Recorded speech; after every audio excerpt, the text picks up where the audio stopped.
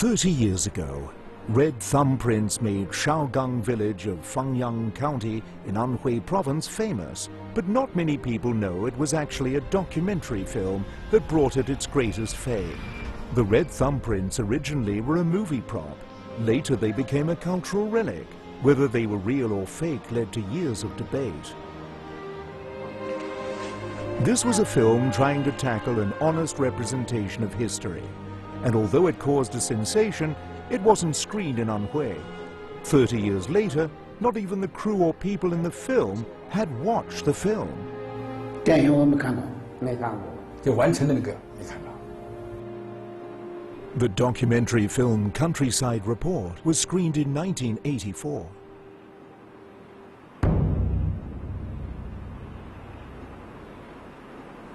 这是一张值得留作纪念的纸，上面写着21家户主的名字，有的按手印儿，有的盖私章，这充分表达了他们强烈的愿望和豁出去的决心。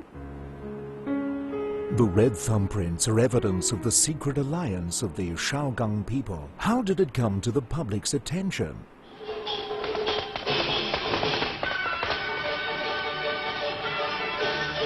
In 1979, the documentary film about Fangyang captured reactions to village modernization, but the red thumbprints weren't mentioned. 我说我去拍的时候，我就没听说过这个18个手印。我说这是不是做出来的呢？他不是，他说你去太早，我们不敢说。 Countryside Report brought red thumbprints to the public's attention. Yet the filming of this documentary happened by pure chance. In the autumn of 1982, Wang Yingdong, a film director from Central Newsreel and Documentary Film Studio, felt very emotional upon seeing the transformation of his hometown. He had left his home for over 30 years and had filmed some 70 documentaries. He participated in many major projects, including some for celebrities. Wang thought, why not make a movie about the change in his hometown?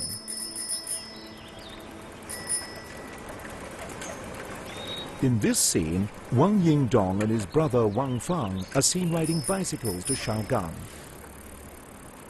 我记得当时是在那个村口，有几个人在那个地方，秋天够那个柿子。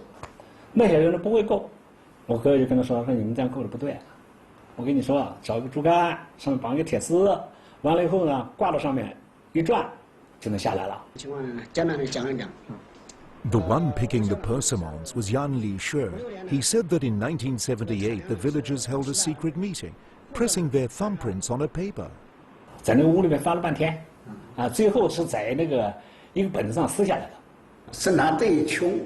你的连箱纸都买不起，我跟你讲，那个纸都是连续本上，那就算好纸了。所以撕的时候呢，不太注意，把那个中间有一个订书钉的那个地方拽掉一块。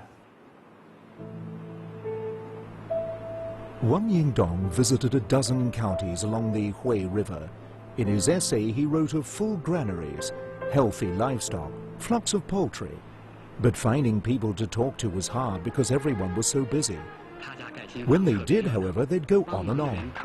Spirits were as high as they had been at the prospect of land reform. 这又是怎么回事呢？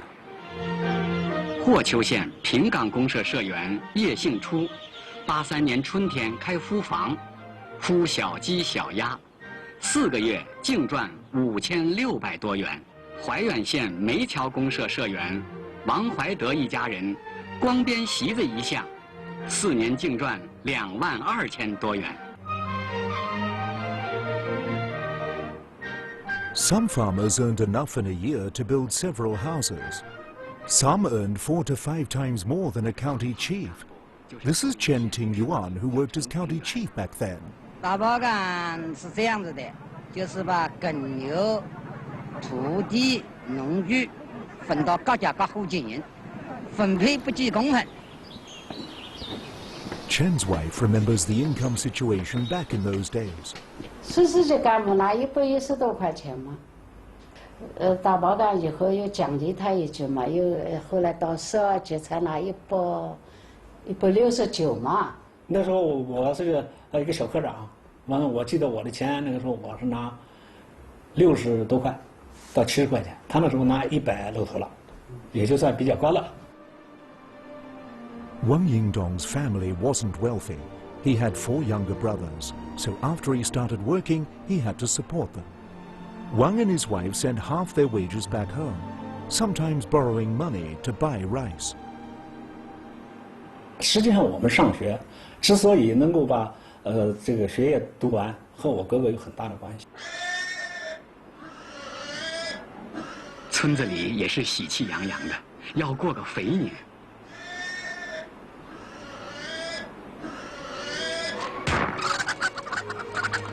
Wang Yingdong can't make it home for New Year. He finds the 3 cameramen he needs and they begin filming before Spring Festival.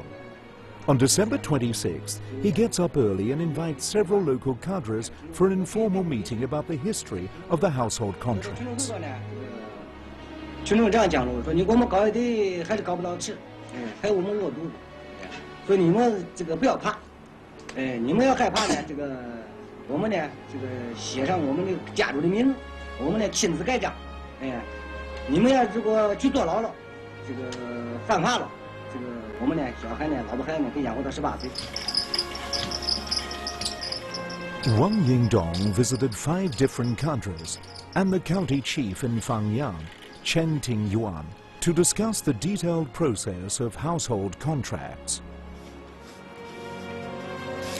我们3个干部呢，思想一致，这个要坐牢呢，我们这个都去坐牢，就红下一条心，随他去吧，破罐子破摔。 犯错嘛，还落一头好哎！我想了，人家公社书记能担风险，在我新委书记来讲，又为什么不可以担一点风险呢 A villager said that accountant Yan Li Shu didn't give the original red thumbprints to Wang Yingdong. He couldn't find the real one, so he suggested making another one. The next day, he gave the film crew what they wanted, albeit slightly different from the original. 这个第2稿我们带回去了，带回去怕拍得不好，又重新拍。 Nobody thought this movie prop would eventually be housed in a museum, or that it would stir such controversy.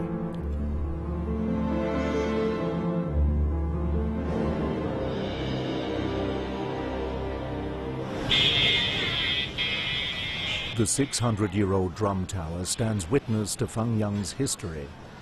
Wang Yingdong brought the film crew here to begin filming the changes happening in the countryside.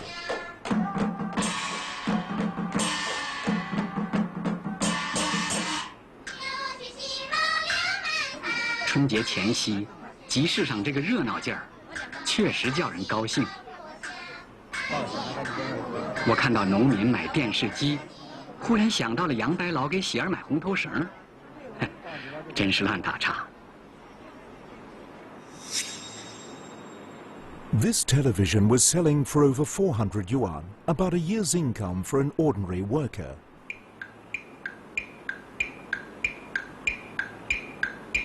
Television became an important part of rural life. And that New Year's Eve, the first Spring Festival Gala sent joy far and wide across China. That year, for 2 cents a ticket, Shaolin Temple took in more than 100 million yuan at the box office. Wang Yingdong could never have imagined this. His mind was on filming his hometown, which in the end couldn't be screened there.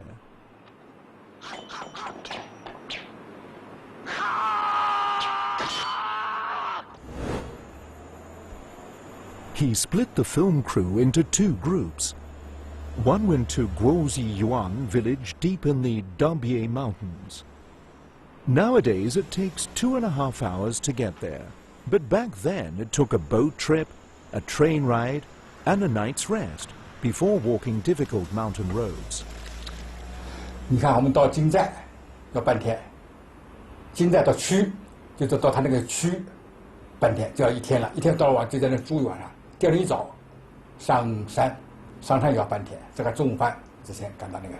爬了3、4个山头之后，问那老乡还有多远，他们说几里地，结果又爬2个山头，问多远，他说还得翻过一山头，这马卫兵，他鞋没了，不是他把鞋脱了，我说你脱鞋干嘛？他太滑了。你下过雨以后，那个山上那石头那青苔。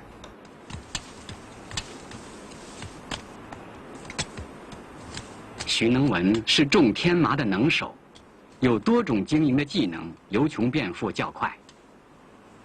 具体情况，请他本人介绍吧。打包干以后，承包了的6亩3分水田，半亩旱地，100亩山场。光搞粮食不行，粮食只顾了自己的气和肉。这个主要的主山靠山，主山的养山。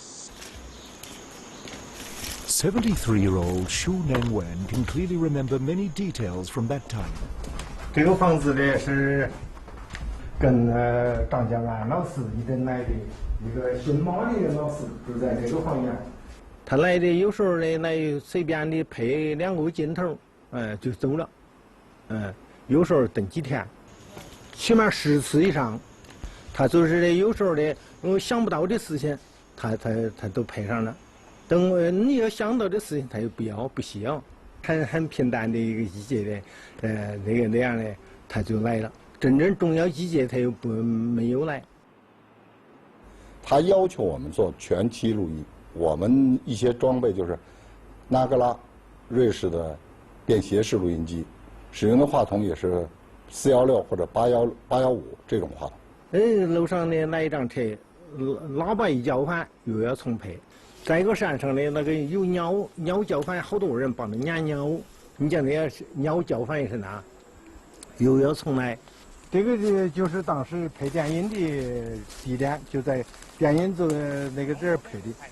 4年来共收入了的13000多元，还清了的欠债的1700多元，还盖了的7间新瓦房子。他从来不叫我讲什么东西，没有出题。有的时候呢，他叫说在哪一个内容上讲提纲，内容讲，内容你自己想怎么说怎么说。你就当时自己说，啊，当年我怎么干的，当年我怎么搞的，我不怎么说的，反正听的话就行。This is the Arriflex 35BL camera Zhang Jiayuan used. It was the most advanced equipment at the Central Newsreel and Documentary Film Studio. Films with sync sound could be produced in large numbers thanks to this powerful tool. Previous cameras were too loud, and Chairman Mao wasn't pleased, so the studio purchased this camera. Apart from filming state leaders, not many films had a chance to use it. 因为这个设计有规定的，它的待遇是做软卧，不是说人做软，就是机器必须做软卧。就你要我带机出发的，我就必须做软卧，坐飞机。那进到这个山里面了，那没办法了，你什么软什么没有，那就弄箩筐，从农民那箩筐我们用个棉被，下面店里面下面放的棉被，把这机器放那里，好几十斤，特别重。它因为外面就是一个大铁疙瘩，这个外面它一个铁壳就是这个声音啊，就靠这个玩意把它屏蔽掉了。别了我们都不用三架，我们这习惯别了我用肩架，你只能拍固定镜头，或者我拍那个风光或者大情景，那就用三架搞，那么你摇晃不行。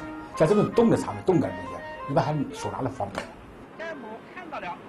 我们拍个座谈会，大概老红他谈个什么座谈我记不太清了，因为他是坐那儿，你架三架高拍也不行，你太蹲了，太坐低了，拍着仰又不好，而且必须要半蹲，就是正好就平视了。那半蹲的机器在夹的这么跑。等他发言完了，我没想到发言那么长，我看着有点。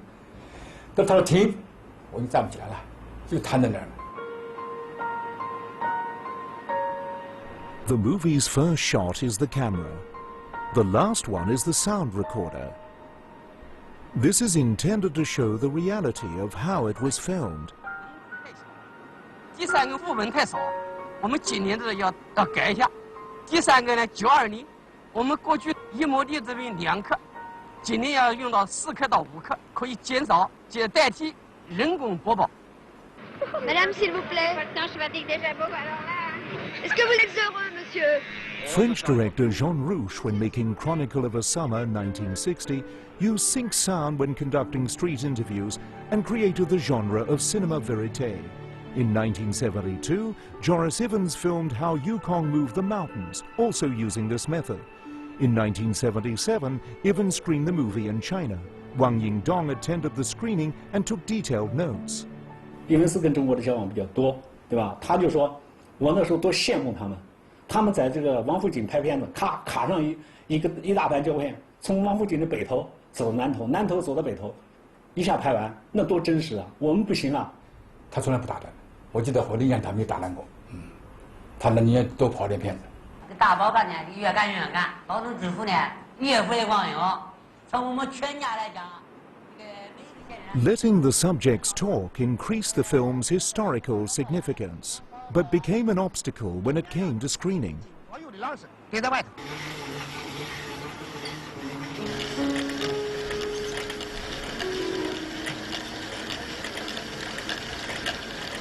它等于是双片剪接，又要剪接磁带，又要剪接画面。画面要照顾声音，声音要依附着画面，要忍住。 性格不能着急，要在剪接台上反复的磨。 Wang Yingdong spent a full 2 years on completing Countryside Report.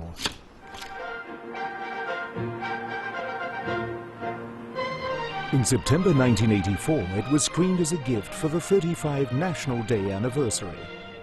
But it wasn't screened in Anhui.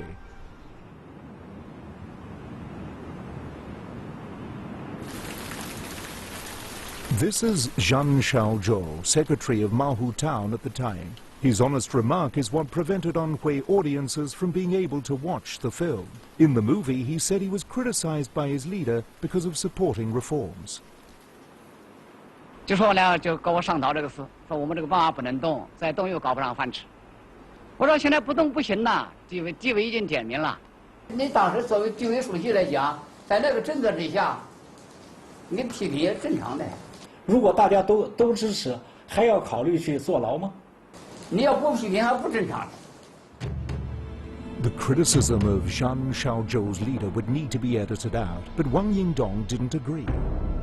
这个我父亲也跟王应东商量过，讲老王，一个善良，那不无所谓的嘛那句话。他不善，他反而就讲你不应该说这个话，我本来对你印象还不错。 This matter made its way all the way to Deputy Prime Minister Wan Li, who commented that it should be changed if possible. 能改的话就改一下，要不能改呢，所以我们就不改了。让他说他们所经历过的事情，这更有说服力。因为是来已经带来了这个吸引，是应该说走的比较早的。The film was never shown in Anhui, but the story of the red thumbprint spread throughout the country. The famous thumbprints themselves were exhibited at the National Museum of China. They became national cultural relics.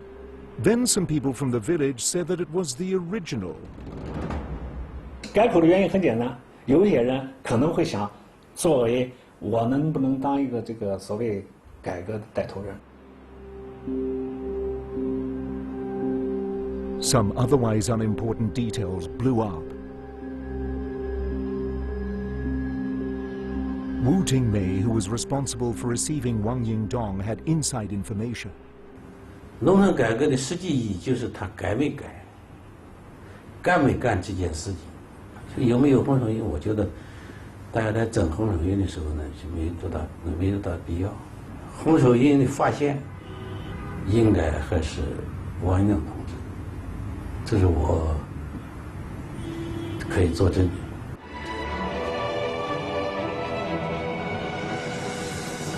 After 1985, Shaogang villagers would reenact the scene of pressing their thumbprints for film crews and news reporters. Sometimes when there weren't enough villagers, they'd ask people passing by to take part. Later, Wang Yingdong donated the original document that Yan Li Xiu, the village accountant, gave him to the National Museum.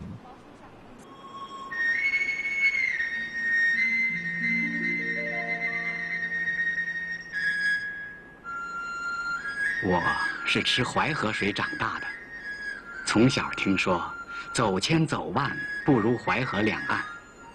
长大了，走的地方多了，明知此话不妥，还是愿意相信。美不美家乡水呀。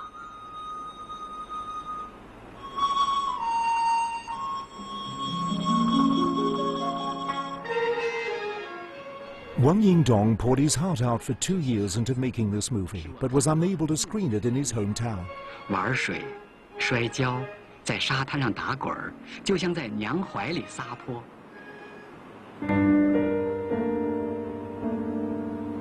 In 2008, Wang died full of regrets.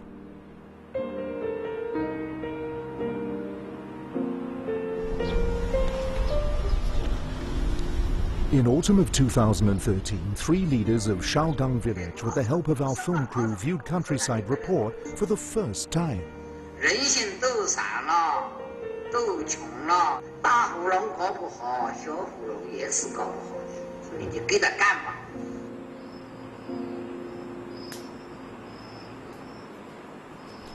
In the Dabiye Mountains, a cement road has been built at Shuneng Wen's door. For these 5 children, their hometown is a vacation spot. At the time, opera was popular.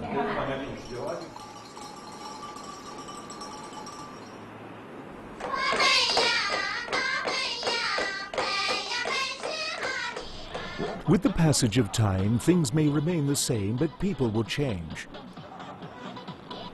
The Drum Tower has borne witness to a new age.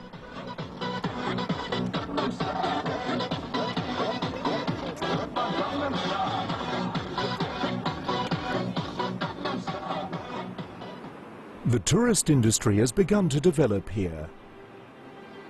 Back then, the land was divided, sublet or sold.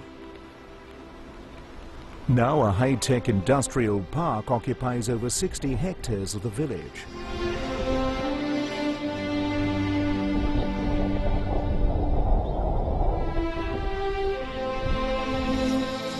Opposite is the Household Contract Memorial Hall, built in 2005. Due to an expansion project, the area has once again turned into a construction site.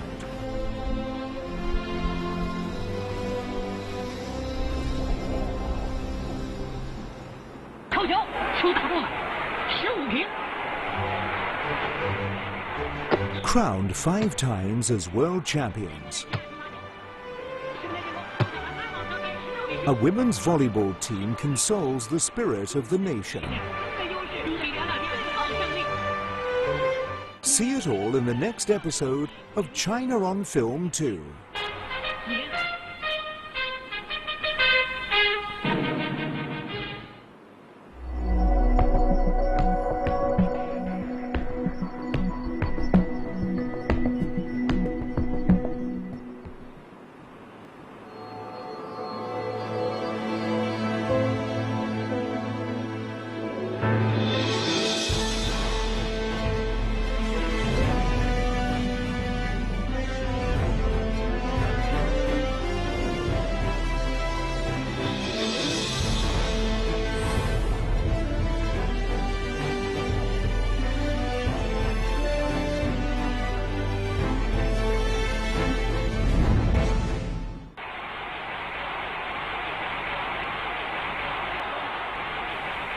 On the evening of November 16, 1981, a Women's World Cup volleyball match was reaching a critical moment.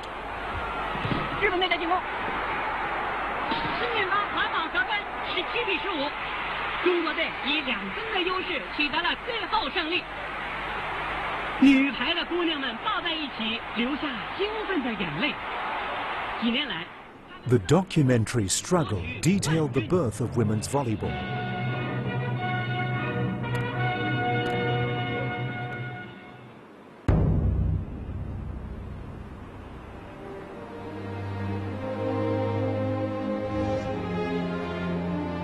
On the evening of November 16, 1981, tens of thousands of Beijing residents gathered in Tiananmen Square.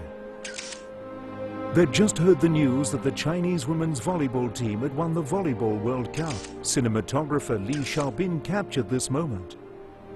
我去的时候比较早到的，应该有5、6万人了。后来群众越来越激动，就开始呢，就是扔孩子，哎，就把那个小孩就是往扔，大家往上扔，接着再往上扔。 The next day in the People's Daily, the entire front page was dedicated to a report on the women's volleyball team. Soon after, the slogan of revitalizing China spread throughout the country. 1978年三中全会以后，搞4个现代化，他这样的话就是一下就是把这个国民的心气儿啊，人民的多年的一种诉求、一种愿望，他给提高到一个议事日程了。 The documentary struggle was through the voluntary efforts of Central Newsreel and documentary film studio filmmaker Shen Jie. In 1980, the Chinese women's volleyball team beat the Japanese team in Hong Kong. Shen Jie's interest in sports and his sharp perception sensed their glorious moment was about to arrive. 这就是沸腾年代，沸腾年代，沸腾生活。 Before the 1982 Spring Festival, the edited version of Struggle was aired on television, and Chinese were able to personally see the course of events that led to the women's volleyball team's success. But their victory was far from smooth. Struggle details the team's complex route to victory right from the beginning to the finals against Japan. 日本首都东京。 世界最繁华的城市之一，林立的楼群，好像伸出双臂，欢迎各国选手来临。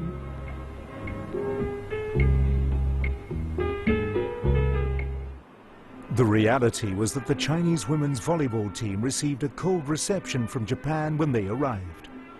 Teammate Lang Ping wrote in her diary that after getting off the plane and riding in a bus for over 3 hours, they were extremely exhausted and weren't given an official welcome.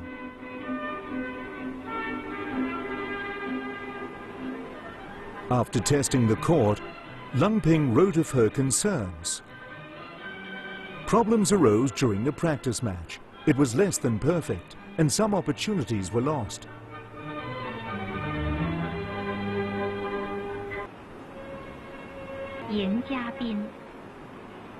Team captain Shen Xian sensed the anxiety within the team and knew he had to find a way to boost morale. He decided to ask cameraman Shen Jie to talk to the team.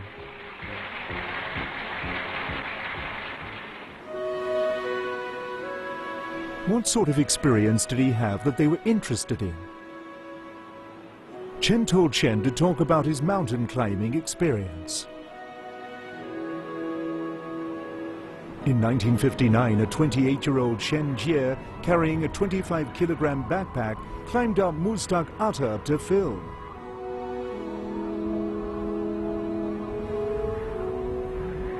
British director Kevin MacDonald's documentary Touching the Void talks about the dangers of mountain climbing, which was similar to Shen Jie's experience.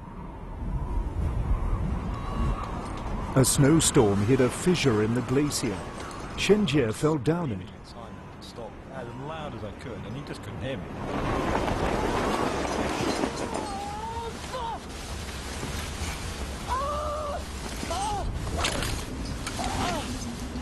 Luckily, a teammate used a rope and pulled him out, but he suffered severe frostbite to his hands and feet. Having been carried back to camp, all of his toes and 3 fingers on his right hand had to be amputated. Despite the loss of his toes, Shen Jie didn't stop climbing. On the 27th of May 1975, Shen Jie and 11 teammates took this group picture atop Mount Everest. 20 years later, the National Sports Commission presented him an award for the dangers he faced. Upon hearing his story, Lang Ping wrote, "Shen Jie's words move me. To become a champion, we need patriotism, perseverance, and an unselfish and fearless spirit."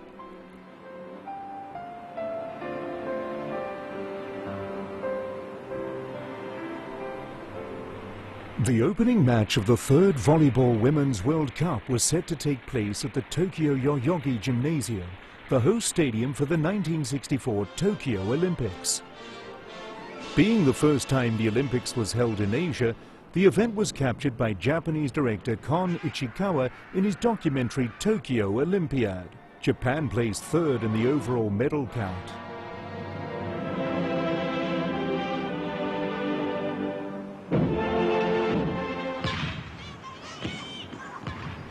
In the 1964 Olympics, the Japanese women's volleyball team won a gold medal.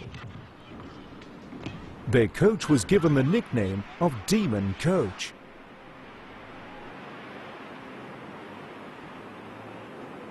当时大松博文就把一群普通的纺织女工，利用他们的业余时间，也就是下班后训练成了世界冠军。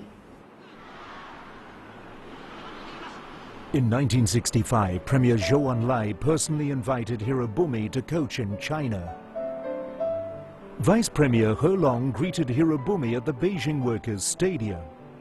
What he said to the reporters at the scene has stayed with Shen Jie all of his life. 看大球不生气，我誓不瞑目。你们那些小伙子要多多拍拍球。 In 1976, the Japanese women won the Olympics volleyball gold medal for a second time.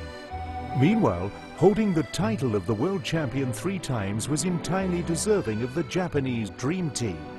In that year, 37-year-old Yuan Weimin became head coach of the Chinese women's volleyball team. Later, Chao Huiying, Yang Xi, Chen Xiaodi joined the national team to become the main force behind 5 consecutive world crowns.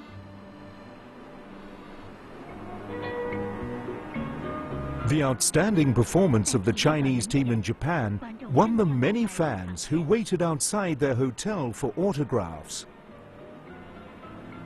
Yang Xi was very popular. The Japanese thought she looked like actress Momoe Yamaguchi.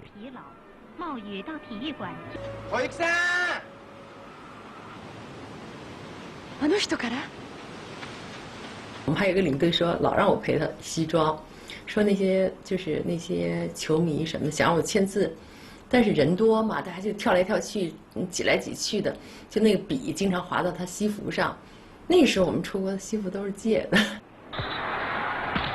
第1场比赛是中国女排对南美的冠军巴西队。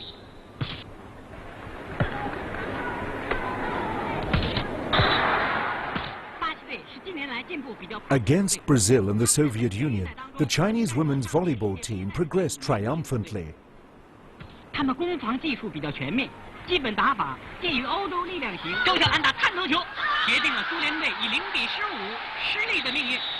15比0发生在2个强队之间。 The biggest problem with filming volleyball is the speed. Shen Jie brought 2 cameramen with him.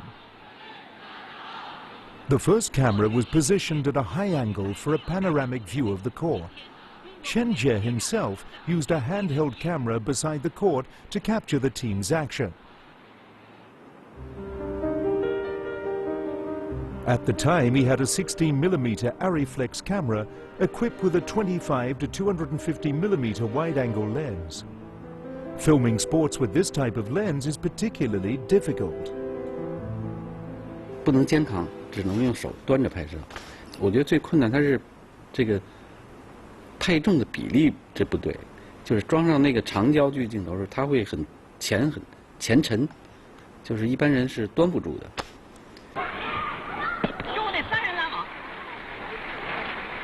But Shen Jie was always able to capture the decisive moves on film. His lens tensely following Lang Ping and Zhang Rongfang's movements.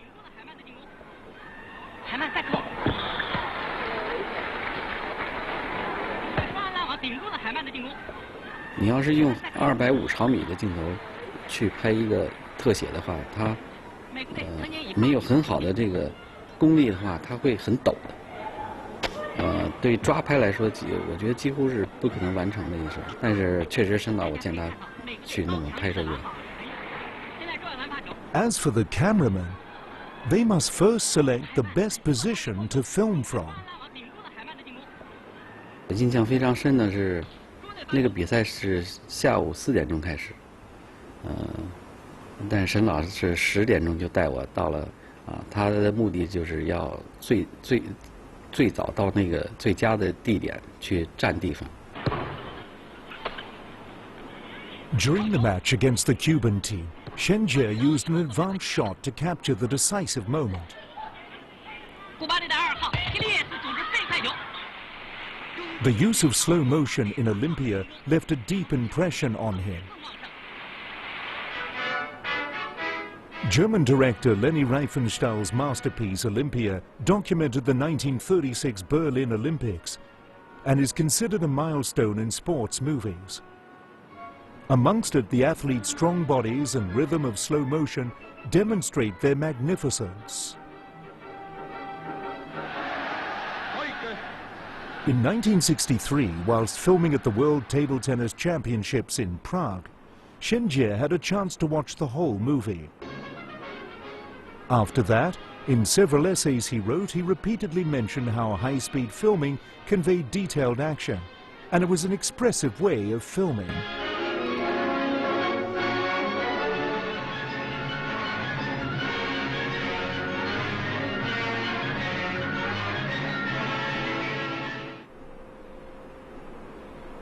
Blending sports with cinema wasn't something invented by Riefenstahl.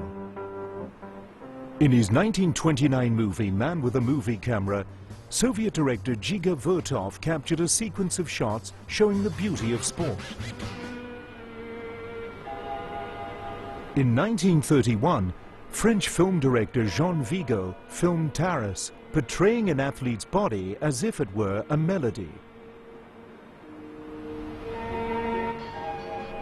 American director Bruce Brown's The Endless Summer, released in 1966, led to a surge in sports documentaries, because people could not only see the beautiful surfing and beach scenes, but sense the hippie spirit through the film. In China, documentaries on sports competitions have always been a keen subject. Wu Yinxian filmed the Yan'an Games. Xu Xiaobing wrote and directed Forever Young, documenting the beginnings of a new China and the development of the nation's sports. However, it was the movie Struggle that really captured the hearts of the people. The finals of the Volleyball Women's World Cup between China and Japan took place in February of 1981. 7 months before this game, the movie The Drive to Win was screened. In the movie, women's volleyball teammate Cha O's only wish was to defeat the Japanese and win the World Championship. Her wish would be fulfilled in reality.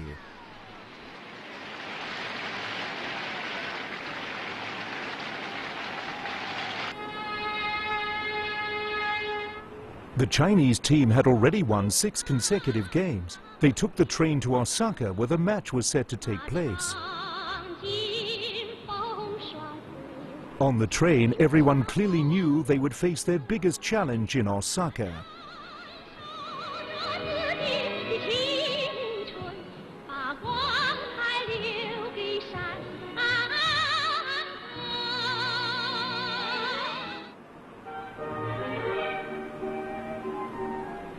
This is a strategy meeting held a day before the decisive match.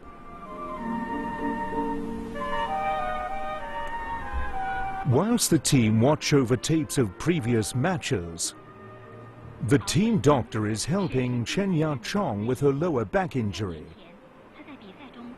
When the film was finished, the off-court scenes were seen as extremely precious.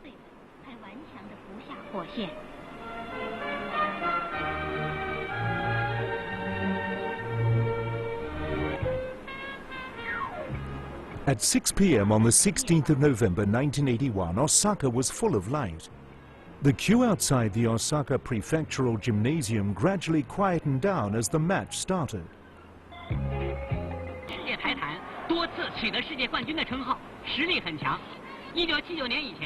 With the start of the first game, spiker Lang Ping was able to fire off shots with ease. Coach Yuan Wei Min's adjustment in the formation and employing a strategy of coordinated attacks and defense led them to 2 easy wins. Later on, Lung would comment that these first two games were played at a very high level.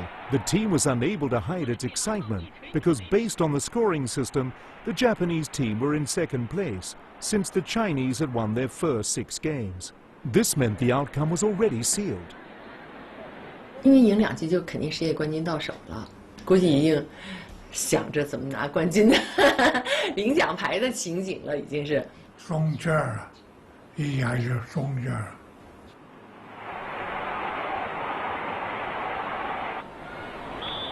小岛在陈思，他在中国队以5比2领先的时候。 Lung Ping also wrote of the attitude at that time. Everyone's face was red with excitement because we had never won a championship before. 中国队把球队保护，中国队现在传到3位的扣球，日本队现在加强后排防守，日本队把球传到网前，3位的进攻。 The Chinese team immediately tasted the bitter side of their happiness when they fell behind. The Japanese team, who hadn't given up, took advantage of the Chinese players' joyous mood to take the 3rd and 4th games. 一闪念都不行，一闪念冠军到手了，精力一点不集中都不行，因为这比赛水平很高的，你稍微集中精力还不一定打好呢。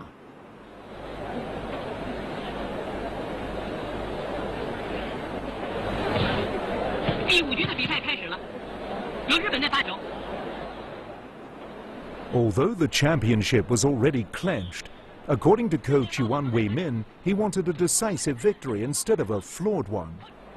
袁伟民对队员说：“今天有几亿的观众看我们的比赛，这局球不拿下来，你们会后悔一辈子。”当时教练就跟我们说：“如果你是这样赢得的冠军，这个冠军是很不完美的，跟你们要把每一个对手都打败赢得这个冠军是不一样的。” This sentence hit them hard and woke them up. 所以一下好像队员都清醒了，觉得比赛还没完。日本队在组织进攻，日本队把球传到3位的进攻中队双拦网，日本队再组织反击，扣球，中国队把球传到网前线，王敏扣。日本队后排防守。During the 5th game, the scores were very close. Lung Ping reflected about this in her diary. We were on the offensive and active, but you were playing defensive and passive. The point couldn't be finished off, so we fired off a few more shots, not believing you could not be stopped.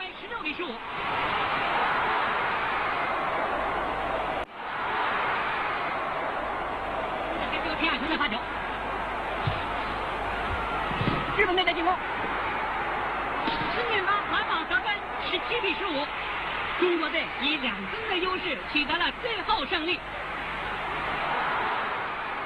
On the 15th of November 1981, the 3rd Volleyball Women's World Cup award ceremony was held in Osaka's stadium. Shen Jie burst into the award ceremony with his camera. As Japanese security staff came to stop him, Shen Jie said excitedly, "Please let me film my country's victory." 日本这个技术方面。 我去抗击他们，你没拿世界冠军，中国拿世界冠军，有什么抗击的？ As the Chinese flag was raised, this old experienced cameraman was unable to hold back his emotions and tears flowed into the camera's viewfinder, making it blurry and out of focus. 分外的激动。我现在呀，就世界水平上面。 觉得是中国的荣誉高于一切。多少颗心燃烧着幸福欢乐，多少双眼激荡着滚滚泪波。祖国在倾听他的儿女用青春谱写胜利之歌，这歌声鼓舞我们一往。自由体操，刚柔相济，健美结合。 洒脱奔放，坐在轮椅上显得多么轻巧自如，傲慢的原因吧。 With sports movies accompanied by the rising glory of Chinese sports, Shen Jie then filmed several other well-known movies. In his lifetime, he produced nearly 30 sports movies.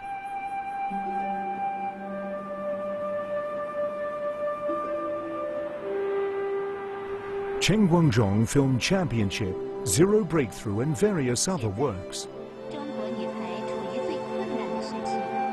When a nation needs emotional support, sports offer a powerful shoulder to lean on. And sports movies faithfully document the feeling of the time.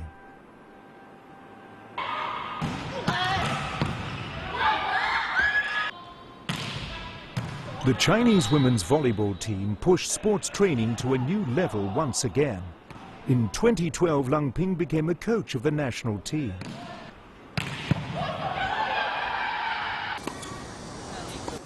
Her teammate Yang Xi launched a children's tennis school, and Yuan Weimin turned up at the opening ceremony of a sports competition. Maybe this is a continuation of their team spirit. 能在我们学校把女排精神传承下去，我觉得也是我自己特别快乐的一件事儿。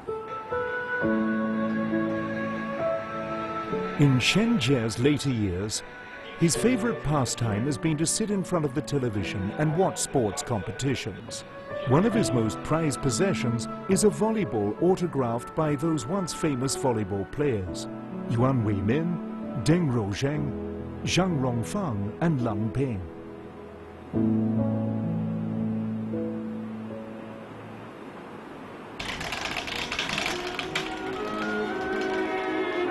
A once-abandoned project is turned into a gorgeous visual feast. Remembering a river reconstructed a country's culture, igniting the passion and dreams of the Chinese people in the 1980s. Through films, people can experience the Yangtze River and the secret of a nation. Please join us for part 7 of China on Film 2.